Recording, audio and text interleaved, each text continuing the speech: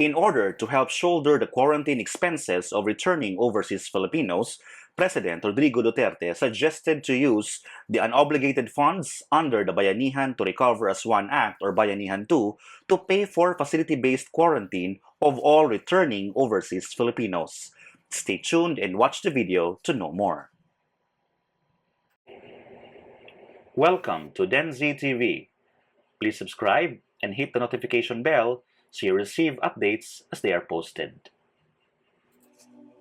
Considering that many of the returning overseas Filipinos who come back home to the Philippines do so because they lost their jobs, Duterte made a suggestion for the government to pay for the quarantine expenses of returning overseas Filipinos in his Talk to the People speech.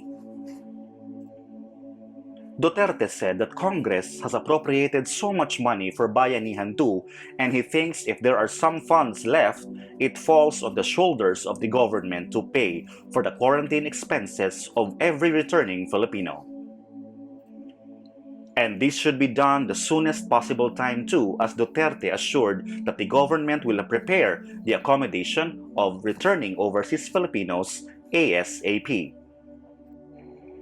This means that quarantine hotels and required tests of returning overseas Filipinos will be paid for by the national government, as what is being done right now in the case of overseas Filipino workers. As to when there is money, and we will do it as fast as we can. This is Duterte's promise as he ordered every government unit to fast-track this move. Presidential spokesperson Harry Roque confirmed that there is indeed a huge amount of money in the Bayanihan 2 program that remained unobligated, and that is worth 18.4 billion pesos.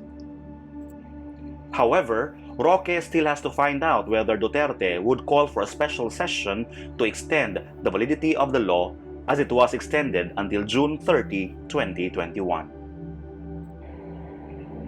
Thank you so much for watching. If you find the content of this channel valuable, remember to subscribe. Feel free to check out the other videos as well.